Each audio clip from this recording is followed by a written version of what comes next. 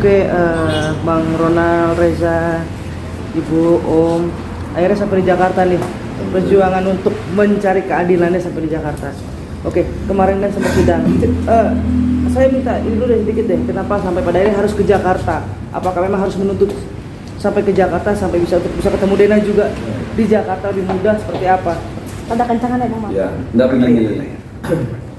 Kemarin itu kan proses persidangan kan sudah tahap mediasi untuk yang ketiga ya. Kebetulan tahap mediasi yang kedua itu kuasa hukumnya dari tergugat inkasu Denada itu pernah memberikan statement bahwa akan ada pertemuan di luar forum mediasi yang sudah ditentukan oleh pengadilan. Artinya mau ngajak diskusi secara keluargaan untuk mencari mufakat itu. Ternyata sampai mediasi ketiga itu tetap aja nggak hadir. Malah kemarin itu kuasa hukumnya sempat ganti, ya bukan ganti, sebetulnya masih dalam surat kuasa dari kuasa hukumnya tergugat. Cuman malah bilang katanya masih belum ada akses untuk bincang langsung dengan kliennya, katanya begitu. Bagi saya itu nggak rasional kan. Itu makanya saya melihat bahwa sudah nggak ada itikat baik dari pihak tergugat untuk melakukan mediasi di forum yang sebetulnya sangat-sangat menguntungkan beliau karena sifatnya tertutup. Jadi mungkin mau mengajak langsung ke pemeriksaan persidangan itu, makanya saya lebih percepat untuk datang ke Surabaya untuk melakukan klarifikasi kepada teman-teman sehingga saya siap untuk menuangkan apa aja nanti sekaligus secara material dan sifatnya ini. Karisa sendiri seperti apa mungkin ini perjuangan dari itikat baik dari Karisa sendiri sampai akhirnya ke Jakarta? Ya, ini mohon maaf ya, cuman agak grogi ya mungkin ya. Belum pernah ketemu dengan kan ya. oke, ini mungkin pertanyaan gini Bang, super simpel bahwa seperti diabaikan. Iya. Seperti apa? Unek-unek lu selama sepanjang sampai detik ini. Ya, sampai detik ini kenapa kok belum ada pengakuan sampai selama ini? Tuh, aku cuma minta pengakuan dan hak sebagai anaknya aja. Ini kan nggak mudah buat kamu pastinya ya. Ya. Ya, saya tambah lagi ya. Saya cuma ingin cium kaki aja ke ibu saya.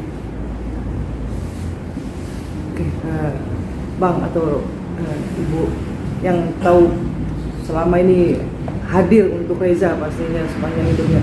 Seperti apa sih kalau Reza berkeluh kesah tuh kayak apa sih? Pinginnya kayak gimana sih? Dan sebagai orang yang merawat Reza tuh seperti apa sih juga ungkapan hatinya? Kok kayak nggak diorangin bahasanya?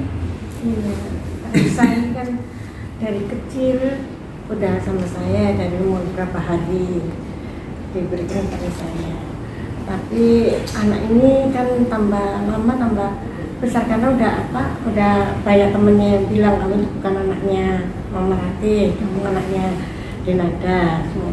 Tapi saya tetap nutupin, tetap enggak, kamu lahir dari perut mama. Kamu lahir dari perut mama. Kamu siapa yang bilang? Mama banyak yang bilang, tapi tersayangnya dia tuh mencari kebenaran di mana dia berbanyak sampai nyariin di mana saja dia mencari untuk kebenaran itu. Orang yang ngambil, yang bawa, ditanyain semua. Jadi saya nggak bisa apa-apa. Ibu mungkin dititipin sama Denada sendiri tahun berapa pada saat itu? Tahun 2000 iya 2002 umur 10 hari bulan 7 hari. Pada saat itu apa yang ibu katakan untuk Denada sendiri saat itu? Enggak ngomong apa-apa dan enggak bilang saya enggak ketemu sama Denanya.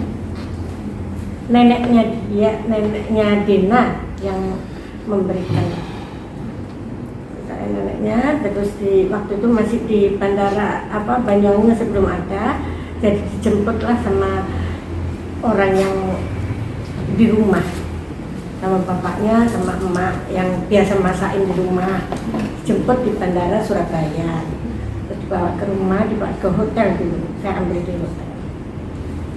Tapi tanpa Dena Itu neneknya Denada atau ibunya Denada berarti? Neneknya di Neneknya Nada. Denada. Buyutnya ini tadi. Bang atau Ibu, ada perjanjian nggak dulu seperti apa, harus bagaimana, apakah harus disayangi sudah pasti ya, adakah perjanjian yang lain, boleh disekolahkan segala macamnya, ada nggak perjanjian itu di awal? Enggak ada. Cuman waktu itu Mbak Emil yang bilang siapa yang mau ini ya, aku soalnya udah tak kasihkan ke ini, nggak mau karena dia pengennya anak perempuan. Terus kasihkan yang satu katanya enggak, aku mau anak tunggal, nanti kalau ada Resa nanti kan biar saya aja yang ambil gitu. Nggak usah khawatir soal susu, pasti datang tertekan ini tapi nggak ada semua. Oke Bang, sebagai kuasa hukum ini kan bukan hanya sekedar materi ya Bang, ini Iya. adalah sebuah rasa anak hanya ingin pengakuan, Iya. perjuangan sampai mediasi diabaikan dan segala macam, langkah yang lain Bang. Ya kan begini, itu makanya kalau memang nanti tergugat mengajak saya untuk ke forum persidangan, yang jelas kan kita nggak akan mengajukan gugatan tanpa ada bukti yang kuat. Satu, ketika dia tidak mau memberikan pengakuan secara secara tegas di luar forum persidangan, ya sudah, persidangan tetap akan lanjut. Kepentingan saya hanya untuk memperjuangkan bahwa hak Resa ini sebenarnya kan masalah konsep hak waris ya, bukan apa ya, karena ini kan anaknya Denada ini kan dua kan, yang selama ini terekspos cuma satu kan. Itu makanya sebagai salah satu dia yang punya hak secara waris yang juga sifatnya asasi dan dilindungi oleh undang-undang, itu yang akan saya perjuangkan. Dan insya Allah kalau dalam konteks itu ya sudah, saya yakin kemungkinan proses menang itu sudah di atas 90%, kan begitu, yang memang sudah seharusnya itu, tetapi bukan soal materi sebetulnya, teman-teman yang harus ketahui itu. Jadi pertanyaan-pertanyaan yang dibuat ini agak sedikit rancu karena teman-teman mempertanyakan loncat-loncat. Coba mau tanya bagaimana beruntut, kenapa ini sampai ada di forum persidangan, itu akan menjadi sedikit lebih menarik sebetulnya, begitu kan. Cikal bakal dan motivasi kenapa saya harus ajukan gugatan. Nah, semalam itu ya kita juga sudah podcast dan itu juga sudah saya tuangkan seutuh-utuhnya itu. Jadi insya Allah pertama kali itu sebetulnya motivasi saya itu bukan untuk mencari masalah materi gitu loh, tetapi penghinaan yang sangat menyakitkan bagi saya seorang anak ya, yang dalam hal ini juga profesi saya juga pengacara yang memperjuangkan perlakuan Denada itu yang menurut kacamata saya yang kurang beradab, khususnya bagi ibu saya. Itu makanya harus saya kasih pelajaran bagaimana caranya beradab, begitulah, daripada nanti kena azab, itu aja lah, itu aja. Sorry, mungkin kita yang belum tahu adalah sebetulnya secara di luar media, secara keluaran mengakui gak sih adanya Resa ini sendiri? Begini, kalau pengakuan secara langsung kan tidak, tetapi dari beberapa statement kemarin itu yang sempat dilontarkan oleh kuasa hukumnya Denada, katanya sudah pernah memberikan mobil lah, bla bla bla, sudah pernah menafkahi lah, itu nanti kan bisa ditarik itu. Secara de facto kan sudah ada pengakuan itu ya, meskipun sifatnya silent of agreement, pengakuan secara persetujuan secara diam-diam dari Denada, tidak menyangkalkan keterangan yang diberikan oleh kuasa hukumnya kan, itu satu. Terus yang kedua, nanti di persidangan itu akan saya tunjukkan bagaimana selama ini secara tekstual Denada juga sudah memberikan menjalin komunikasi dengan Resa ini by WhatsApp gitu loh. Ya nanti kita ambil juga konklusi di situ bahwa ternyata juga ada hubungan secara batinnya gitu loh, yang tidak bisa saya beberkan di sini karena masih fase untuk persidangan ini masih terlalu prematur kalau saya tunjukkan di sini kan segitu ya. Kan ada komunikasi berarti sama Resa, ada komunikasi WhatsApp ya? Iya. Nah, boleh tuh seperti apa sih Bang, di situ ada pengakuan bahwa atau ada say sorry selama ini bla bla bla, seperti apa? Nih, jadi komunikasi dengan WhatsApp itu gak banyak, tapi yang jelas komunikasi terakhir itu dia bilang bahwa apapun yang terjadi I always love you. Ya kalau begitu ya saya jangan tanya bagaimana penilaian pengacara, jangan, monggo nanti dengan publik yang menilai ya kan, itu aja saya serahkan. Tapi kalau dia nanti mau mengajak soal pengakuan secara de jure ya kan, ya kemajuan teknologi kan sudah ada ini. Fasilitas DNA kan sudah ada. Jangan sampai menarik ke sana. Lebih baik pengakuan secara tegas saja ya, sehingga saya tidak punya ruang untuk menambah mempermalukan beliau gitu loh. Karena ada penolakan semuanya, ya toh. Lebih baik itu aja lah kalau saya sarankan itu. Kemarin tuh akan begini. Saya ini bukan soal membedah aib ya. Itu ya. Ini karena motivasi awal itu adalah orang tua saya, ibu saya ini ya.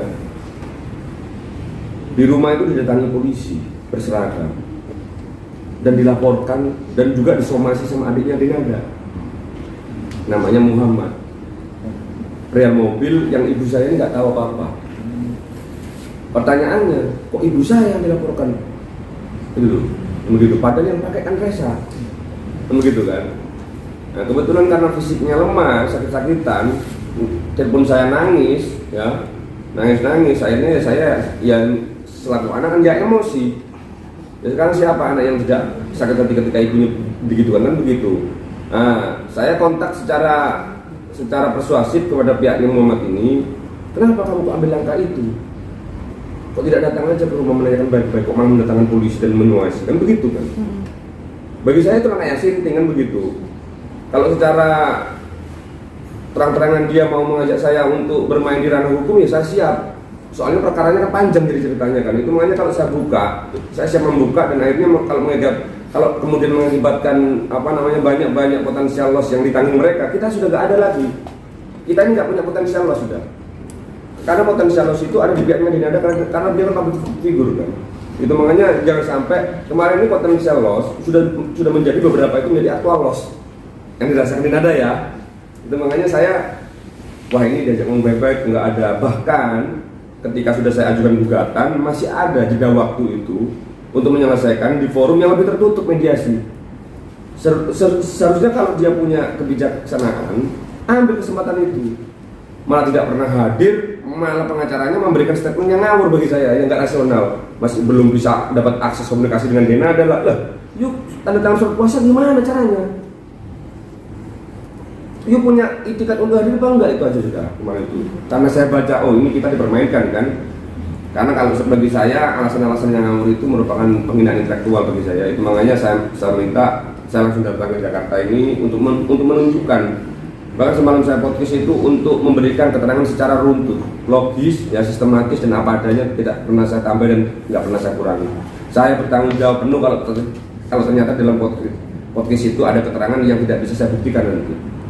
Nah, tetapi dia ada pernah mendalilkan karena sifatnya pemeriksaan perdata di sistem hukum kita ini menganut asas aktori inkubit probasio. Siapa yang mendalilkan dia membuktikan, katanya sudah pernah membelikan mobil, ya buktikan. Katanya sudah memberikan rumah, ya buktikan. Gampang buktinya, sertifikat ada apa enggak, BPKB ada apa enggak, itu aja sudah. Itu makanya jangan bagi saya jadi orang jangan terlalu hipokrit lah. Kita ngomong apa adanya aja lah, ya toh. Jangan sampai merugikan orang lain, dan si anak ini kasihan sekali gitu. Apalagi melihat secara faktual yang namanya jejak digital ini kan sudah dihapuskan. Bagaimana perjuangannya Denada ini yang selama ini dapat framing sebagai ibu peri yang memperjuangkan anaknya yang luar biasa ya kan. Itu makanya dramatisasi itu kalau saya tarik garis lurus ke bawah dengan perkara ini menjadi ironis begitu kan. Itu makanya kawan-kawan bisa menilai. Cuma ya itulah yang saya sayangkan. Itu makanya ada sedikit juga pernyataan saya untuk Mbak Dena ini yang sebetulnya masih keluarga, tapi saya nggak kenal gitu loh. Karena saya nggak pernah diajak ngomong, nggak pernah ketemu gitu aja. Bahkan ibu saya aja 24 tahun dihitung ketemu, tapi kalau ngomong langsung nggak pernah. Katanya aku kan sudah menjalin komunikasi dengan baik. Apanya? Tanpa alasan yang saya nggak pernah minta uang kok beliau kok nomornya diblokir. Nah, itu loh. Itu makanya jangan tipu-tipu lah gitu loh. Statement yang dimana nggak bisa dipertanggungjawabkan kemudian. Kalau di persidangan dia harus membuktikan sudah ada jalinan komunikasi yang baik. Nanti tambah cilaka sendiri nanti kalau ternyata nggak bisa dibuktikan kan begitu. Itu yang saya kemudian ya, tapi ya alhamdulillah saya di sini kan dibantu sama teman-teman pers ini kan untuk membuka tabir kebenaran kan. Itu makanya saya selaku pengacara yang pertama itu tujuannya untuk memperjuangkan hak-hak Pesa. ya, terlepas angka, terlepas momentum, kenapa kok baru sekarang itu, nah, di dalam proses itu kan sudah saya bedah alasan-alasannya itu nanti gampang diketahui. Terus yang kedua, soal angka, gugatan 1365 on rahmat adat itu harus ada rupiah yang nyata. Masa saya tulis Rp1 begitu kan? Sedangkan ibunya ini kan sudah apa namanya membesarkan Reza ini kan juga keluar biaya. Itu aja sudah nggak usah dikasih bunga pun nggak apa-apa kok. Gitu loh. Kalau dia masih mau bertanggung jawab, nggak mau bertanggung jawab nggak apa-apa. Nah, tapi kalau hakim berbicara lain, ya itu berarti kan masih hak kita yang harus bisa diperjuangkan. Intinya sebetulnya bukan itu. Inti awalnya itu saya minta permintaan maaf kepada orang tua, karena beliau ini ya secara faktual pasca meninggalnya Emilia Contessa kan satu-satunya keluarga yang masih ada, ya dong, orang tua. Masa orang tua silaturahmi di hari raya aja nggak pernah sekalipun? Nah itu. Ini saya kalau nanti ditanya tambah panjang nanti ceritanya ini. Oke. Reza, tadi kan kamu bilang, tadi abang bilang bahwa ada ya apapun terjadi, gue tetap cinta sama kamu lah, istilah seperti itu bahasanya kan. Kamu seperti dimain-mainkan gak sih? Di satu sisi dia WhatsApp seperti itu sama kamu, di sisi yang lain dia tidak menghiraukan, mengabaikan. Kayak merasa gini loh, alah kalian tuh bukan siapa-siapa. Seperti itu gak sih yang kamu rasa? Iya. Seperti apa sih perasaannya gitu loh? Maksudnya kok ya dibingungkan gini ya, nge-WhatsApp aku kayak gitu tapi nggak ada pengakuan jelasnya. Kan kamu bisa komunikasi langsung ya? Oh Pernah enggak, setiap aku nge-WhatsApp enggak balas. dalam artian kan kamu punya akses nih istilahnya nih, walaupun tidak dibalas ya. Pernah nggak kamu sampaikan unek-unekmu sebagai anak gitu? Keresahan Reza selama 23 tahun. Iya. Seperti apa sih mungkin, apalagi denger itu ibu kamu tuh dari orang lain gitu. Ya hancur rasanya, malu diomongin banyak orang kan, apalagi di Banyuwangi. Untuk mental kamu sendiri seperti apa sih Reza? Ya untungnya ya hancurnya intinya mbak, aslinya. Tadi kan kamu bilang kamu cuma pengen cium kaki ibu. Iya. Atas atap. Apa dasarnya? Sedangkan dia ini tidak pernah menganggap kamu ada antara ada dan tiada lah bahasanya. Tapi bagaimanapun kan itu tetap ibu saya. Jelek buruknya kan tetap yang melahirkan.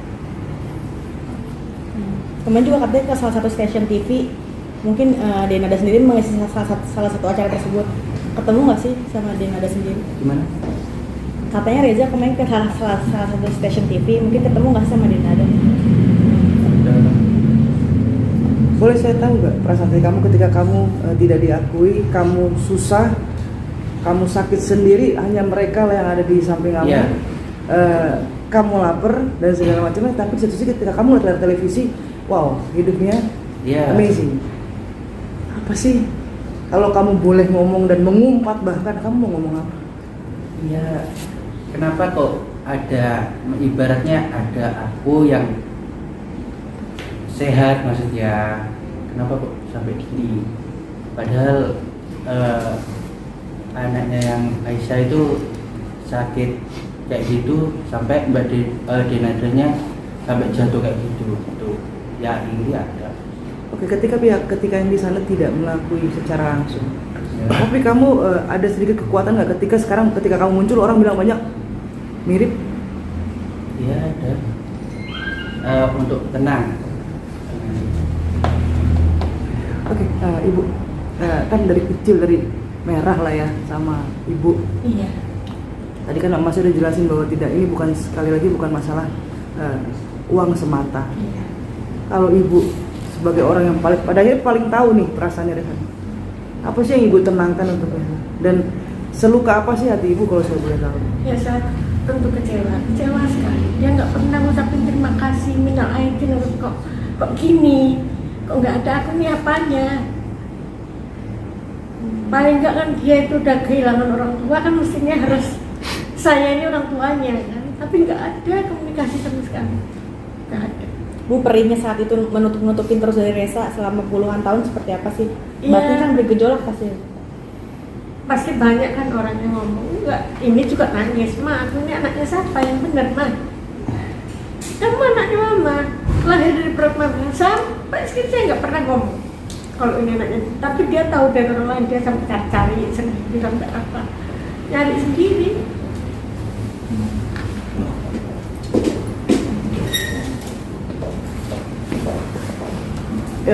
Kan saya sempat nanya dan ibu selalu tutupin, enggak, ini kamu anak saya, istilah gitu kan. Sekarang ini dihadapin dengan pada akhirnya kenyataan di mana udah publik tahu bahwa ternyata ibu kandungnya adalah Denada. Ibu sedih ya sih ibu bahwa ini yang dari kecil kurawat tapi dia punya hak untuk tahu siapa ibunya. Berat gak sih untuk menyampaikan faktanya pada akhirnya?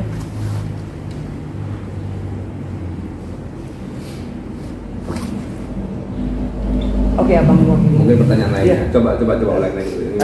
Gini bang, ini kan abang kan anak, Iya. otomatis kakaknya Reza lah. Ibu pernah cerita gak sih bang, ini saya harus sampaikan fakta, tapi satu sisi batin saya nggak mau anak ini tahu siapa ibu sesungguhnya karena background bang, kesombongannya atau bukan sombong, sorry saya bilang, karena memang dia artis atau dia mau ngakui. Begini ya, kan saya kan sudah bilang sebetulnya kita itu tidak pernah ada inisiasi untuk membedah ya atau membuka perkara ini, kemudian yang secara garis besar saya tarik itu bahwa ini kan merupakan membuka aib seseorang dan itu kan sangat merugikan dan memalukan keluarga besar kan. Tidak ada keinginan itu. Dan Reza sendiri karena dia sudah menjadi besar, dia punya hak untuk mencari tahu siapa ibunya, kan begitu. Apalagi sebetulnya perluasan makna sebagaimana yang sudah ditentukan di dalam pasal 48 ayat 1 Undang-Undang Perkawinan bahwa terkait anak itu yang lahir di luar perkawinan itu memiliki hubungan perdataan dengan ibunya. Ternyata berdasarkan putusan Mahkamah Konstitusi itu nomor 46 juga diperluas, juga dia punya hak juga untuk mengetahui siapa bapaknya, ternyata kan begitu. Sekarang siapa anak yang tidak mau tahu sebenarnya ya secara real ibu kandungnya atau bapak kandungnya? Itu aja pertanyaannya sebenarnya. Jadi cuma jawaban dari pertanyaan Reza ini kan sebetulnya yang punya hak untuk menjawab ya kalau dikatakan di sini kan sebenarnya kan mama papanya yang bukan kandung sebenarnya ya. Tapi kan beliau sebenarnya tidak mau menjawab. Karena apa? Karena Reza ini sudah betul-betul dianggap seperti anak kandung ya, dan tidak kurang sedikit pun rasa kasih sayang, sehingga apa, mentalnya saja bagus dia, hatinya aja nggak ada kejelekan. Itu makanya bagaimanapun dia katakan tadi statement bahwa bagaimanapun itu tetap ibu saya gitu. Meskipun sampai hari ini tidak pernah mengakui kan gitu kan, itu aja. Terus habis itu ya itu tadi, sampai saat ini kalau mamanya aja nggak rela kalau diakui juga sama Denada sebetulnya. Kalau nggak ada cikal bakal penghinaan yang luar biasa dari sikapnya Denada dan adiknya itu, yang saya lihat itu sangat-sangat sangat menyakitkan lah bagi saya sebagai seorang anak gitu. Bang udah mediasi 3 kali. 3 kali. Sampai akhirnya nggak kesana-sana, nggak ada itikat baik sendiri. Seperti apa sih nanti selanjutnya akan seperti apa? Chapter di Makanya jadi karena ketentuan perma itu terkait mediasi itu durasi waktunya itu hanya 30 hari, maka dia punya satu kesempatan 1 minggu lagi. Kalau nanti ternyata masih belum datang dia atau masih belum menghubungi kami, ya saya hanya bilang la haula wala quwata, nanti saya akan serahkan atau saya akan lanjutkan persidangan lah. Itu nanti sudah saya nggak akan berpikir soal akibatnya. Yang penting di sini saya punya kewajiban sebagai seorang anak ya, harus memperjuangkan kepentingan ibu saya. Ya, sebagai seorang kakak harus memperjuangkan kepentingan adik saya. Begitu kan? Ya. Nanti kalau terlepas nanti ada pos-pos kerugian yang lain, bukan soal materi. Rasa malu dan sebagainya, bukan kami yang menanggung. Sekarang kan begini pertanyaannya, kenapa itu kok angkanya kok bisa sekali mau cari duit ya? Gini ya, kerugian imaterial itu yang harus dipertimbangkan itu kan begini. Ini kan masalah hak kemanusiaan ya. Ada tidak netizen yang sampai mencibir seperti itu ya? pernah menghadapi situasi di mana Mamai ini juga manusia biasa yang juga punya tetangga dan teman-teman yang tidak pernah diketahui mengandung, ujuk-ujuk bawa bayi. Kira-kira gimana itu rasanya mau menjelaskan itu? Jadi rasa malu yang ditanggung oleh Mamai ini sudah lama sekali, dan itu pun tidak pernah diperhitungkan kok soal angka kok. Hanya datang silaturahmi kayak kalau dia punya adab ya, bilang terima kasih kayak tanya kesehatannya gimana kayak kan begitu. Itu tidak pernah dilakukan. Yang katanya jalinan komunikasi sudah berjalan dengan baik itu. Kalau bagi saya itu nonsen lah itu. Ya, nah itu aja. Terus kalau semuanya, malah kemarin saya mau mengajukan gugatan itu malah mau saya rubah 2,5 juta gugatannya nanti. Biar nanti tahu sebetulnya kan bahwa kita bukan itu tujuannya. Dan tidak ada alasan bagi pengadilan untuk menolak. Gitu. Bang, siap untuk tes DNA nantinya? Iya, kabarnya kan kemarin sempat waktu press conference kan ada ngomong tes DNA ya Bang.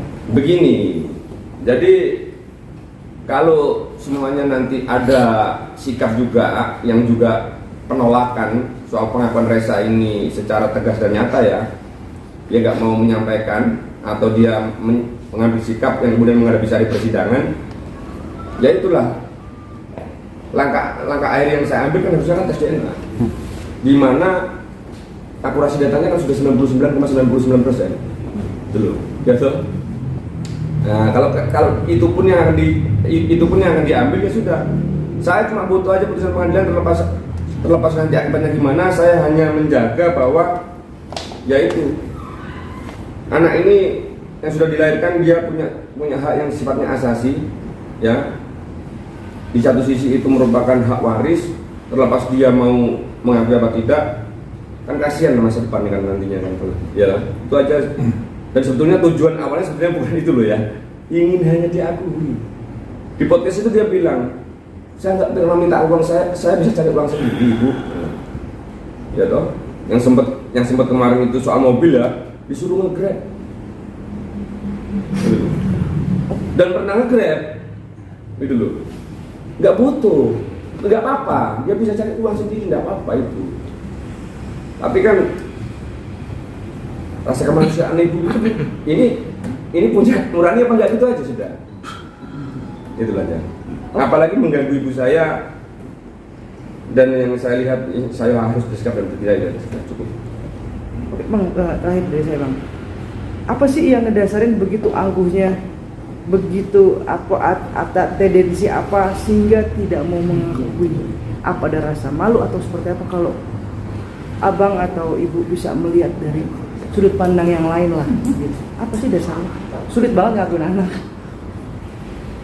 Mohon maaf ya, itu sebetulnya kan bukan domain saya yang menilai. Tapi ini ya, sebagai seorang manusia yang punya sedikit otak yang bisa berpikir jernih, saya menilai kok, saya lihat kok, melihat Reza ini kok sebagai suatu masalah. Jadi beban maksudnya Bang? Iya, beban masalah yang tidak akan dia mau dia mau mendekati, dia mau terlibat lagi. Jadi ketemu itu kan mimik wajah yang nggak bisa berbohong. Itu makanya kata-kata itu kan kalau saya bilang bahwa dia bilang apapun yang terjadi I always love you, itu kan hanya sekedar visi itu. Padahal yang namanya cinta itu kan aksi kan. Kalau kamu ngomong begitu tapi nggak mau tahu kondisi anaknya, itu kan mimpi itu dia itu ngomong gitu tuh. Iya toh. Nah, cuma ya itu bukan domain saya. Tapi kalau saya lihat, sebatas saya lihat ya kacamata ya, nurani itu tidak ada. Gitu.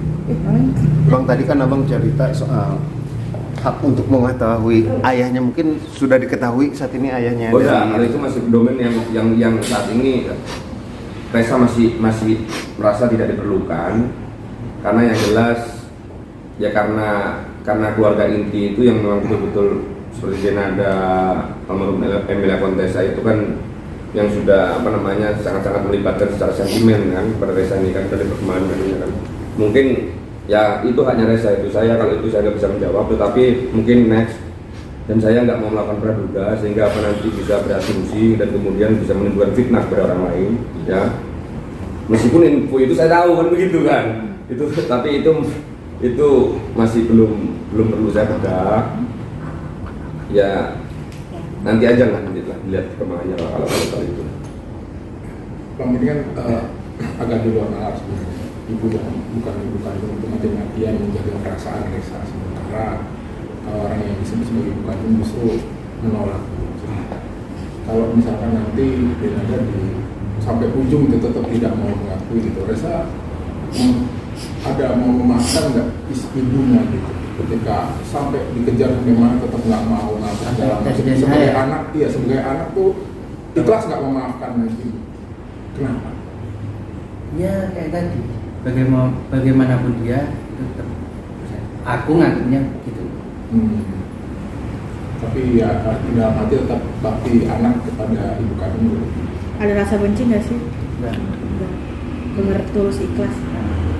Apa itu yang diajarkan sama ibu juga selama 20 Iya. tahun? Seperti apa sih yang ditanamkan kepada Reza untuk ya tidak mudah membenci orang, tidak mudah bahkan orang yang tidak mengakui Reza gitu sebetulnya. Ya pokoknya punya hati yang tulus dan menerima ya tulus, gak boleh benci sama orang, harus baik. Ibu mungkin membesarkan hati Reza untuk menghadapi situasi-situasi sulit itu apa yang ditanamkan kepada Reza? Ya pokoknya Reza itu ya harus menerima apa adanya, dan saya sangat sayang sama dia, dan tambah saya sayang sama anaknya. Karena apa? Kakak-kakaknya perempuan semua, dia satu-satunya anak laki saya, jadi ya sampai sekarang dia masih manja ke saya, masih manja, tidur tuh sampai SMP itu masih tidur sama saya, manja sama ini mama selalu gitu. Ya. Reza, mungkin ada yang mau disampaikan terakhir? Terakhir mungkin apa yang mau disampaikan ke saya? Ya intinya aku pengen meluk Mbak Dena itu sama pengen cium kakinya. Oke, siap. Terima kasih. Dah. Terima kasih Bang. Terima kasih dulu sambut. Terima kasih. Mau dong. Naik. Oke ya. Gantian dulu. Gantian. Sebentar. Gantian. Nih. Sebel.